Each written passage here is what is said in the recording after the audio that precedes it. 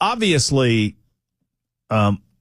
we in Nashville are very protective. I think that's the right word, protective of the Covenant School story. Probably more so than elsewhere around the country, and we probably I don't want to say probably, I don't want to assume how you think about it, but at least for me, I mean it is close to us. We drive down Harding Place, we see Covenant School, we talk to people who know family that go to Covenant School. We have seen mothers and fathers in the grocery store and around us. We have wept with them in the aftermath of this tragedy as it has unfolded. And so naturally, we want to make sure that we have the information as quickly as we possibly can to try to figure out what happened. And we have on Super Talk 99.7 WTN, my predecessor, Brian Wilson, on The Drive was a leader in this regard on this radio station. We have provided as much possible information as we can and have hit multiple roadblocks in the process of doing so. And I applaud. I tried to do what I could do in the midday. Brian led the charge and had some sources and resources within various agencies that gave him valuable and reliable information that he then talked about on The Drive. We also had Michael Patrick Leahy, who's a part of he's editor-in-chief of the Tennessee Star, who is endeavoring as well to get this information to the general public, good, bad, or ugly. I mean, and obviously, when you're talking about a mass shooting, when you're talking about 3 9-year-old children and 3 adults dying at the hands of an evil shooter, I understand that you're trying to make sense of the senseless, and I've said that from the beginning of this conversation. I understand that we're trying to rationalize somehow in our minds how in the world someone could commit such evil atrocities right here in our own backyard. But I do think it's important that we get this information. I do think it's important that we learn. I do think it's important that it is made available to us, above and beyond the fact that it's here, above and beyond the fact that it is so just disheartening. It's just bathed in grief and tragedy. Above that, the right of the people to know the goings on around them, the right of the people to know whatever the investigation might uncover ought to be sacrosanct, with the exception that you're going to empower others to commit acts of atrocities such as this, or you're going to divulge information that need not be divulged. Right? Obvious, most of us recognize that there should be privacy protections, there should be redactions, there should be other things that are in place to protect innocent people and to protect methods or operational types of things, or, layouts of the school, et cetera, et cetera. Beyond that, the public has a right to know. And it is not an excuse to say, well, it's too awful, it's too evil, it's too grotesque, it's too mind-numbing. That's not good enough. Not in an open society, not in a society that believes in freedom.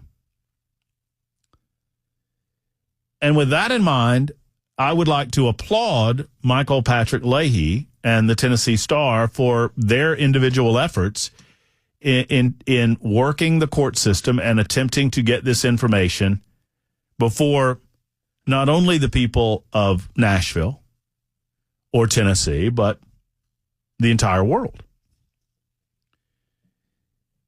And so understanding that Leahy was a part of the lawsuit, understanding that they brought the suit, because, and for those who might have missed it, the Star News digital media company, which owns the Tennessee Star, and their editor-in-chief, Michael Patrick Leahy, who we've had on this show on multiple occasions, they sued the FBI in May of 2023, a mere month and a half, 2 months after the evil events of March of that year, in an effort to compel the agency to release the writings of the shooter. The lawsuit was filed after the agency declined to comply with the Freedom of Information Act that the Star had filed for the writings under the leadership of former FBI Director Christopher Wray. That case is ongoing. I'm not ready to write off Kash Patel just yet, but I'm confused about what has happened over the last 48, 72 hours. Confused, to say the least. Because what the FBI has done is, in the midst of this lawsuit and with the understanding that the people of Nashville, specifically and more specifically, the Tennessee Star as a reporting agency of this local community, they have been suing for this information for the past 2 years. In the midst of that going on and in the midst of that lawsuit happening, Kash Patel apparently made the decision as the director of the FBI to release the 1,299 pages to Megyn Kelly. Megyn Kelly of the Megyn Kelly podcast or show or whatever she calls it, and formerly of Fox News. Now, this is nothing. My commentary from henceforth is I'm not casting any aspersion against Megyn Kelly. I don't know Megyn Kelly. I'm sure Megyn Kelly is a fine person. I'm sure Megyn Kelly has the right intentions. I'm sure Megyn Kelly will do the right things. I don't understand, and I get a little frustrated about this. I don't understand, if you feel compelled to release the information, why you feel compelled to release the information to one person and not every person. Why is Megyn Kelly getting a view? What does Megyn Kelly have intimately to do with this situation that she would get the view of these writings, call it whatever you want, and not those parties that have been interested and most intimately impacted by it?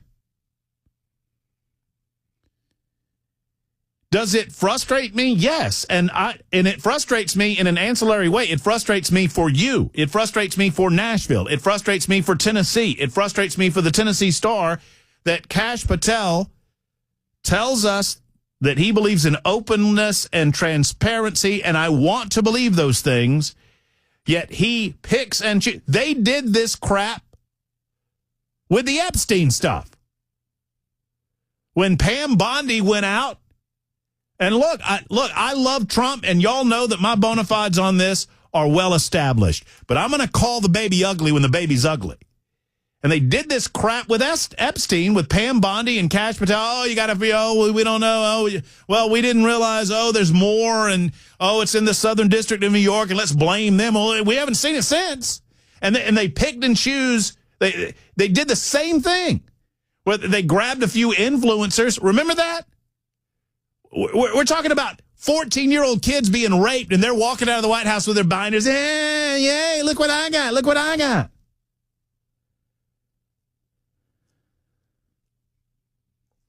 And now, and once again, I'm not faulting Kelly, but now she tries to offer us an explanation as to why she was given the exclusive look at the 1,200-page document. I just want to tell you what happened there. We received an exclusive on the Nashville shooters manifesto from the FBI. We exclusively had permission to report on it, though not to post the documents. And we spent the weekend reviewing the over 1,000 of them. What we concluded, and it's outlined in Morning Update, which is on YouTube and on our podcast feed, is that we were misled by Nashville authorities last week who said There's not one document called the manifesto, so we're just going to tell you, based on our reading of these 1,000+ documents, what the motives here were. And guess what didn't make the dance? The shooter's trans ideology at all. At all. So we read through the documents, and again, we've been misled. This woman was obsessed with trying to trans herself, wanting to trans herself, trans ideology. I mean, it was like reading a leftist playbook on race, gender, and hatred for America. And now it's becoming really clear why this wasn't shared with us for 2 years. Well, why isn't it being shared with us now? You know, that's all well and good, and I'm glad that Megyn is giving us her take on it. But how is that any better than what Nashville did? Nashville said, you can't see this, so we're going to give you our take on it. And now Kash Patel is saying the same thing. You can't see this, but here, Megyn Kelly will give you her take on it. And it'll be a different take, and it'll be a take that probably you'll accept a little more, and so you won't ask for it. If you can give it to Megyn Kelly, I mean, I'm sorry, am I missing something? If you're the director of the FBI and you have the ability to hand these documents to Megyn Kelly, how about giving them to the guy that sued your ass for 2 years before you do that? Is that too much to ask? Is it too much to ask that you act as if we're all privy to this information? Why does Megyn Kelly get this information from the FBI and we don't? Can anybody explain that to me? I mean, and I'm not playing. I'm being as sincere. I do not understand why the director of the FBI would give information to Megyn Kelly and not to you, and not to me, and not to Ken Weaver, and not to Michael Patrick Leahy, and not to Dan Mandis, and not to Chris Hand, and not to Chad, and not to you, and you, and you, and you, and you. Tell me why. Tell me how that is transparency, where we have to, what we learn has to be filtered through some rando on a podcast. That's not the transparency that I bought. And if I sound mad about it, it's because I am mad about it. I am not impressed. There's a lot of things about the Trump administration that are impressing me.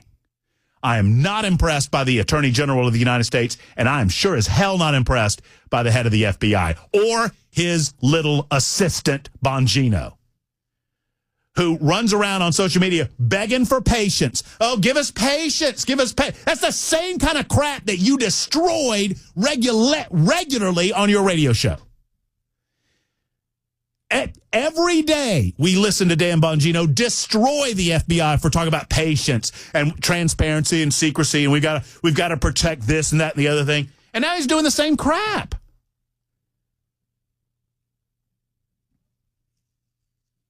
I'd like to say that I'm sorry for yelling, but I'm not, so I won't.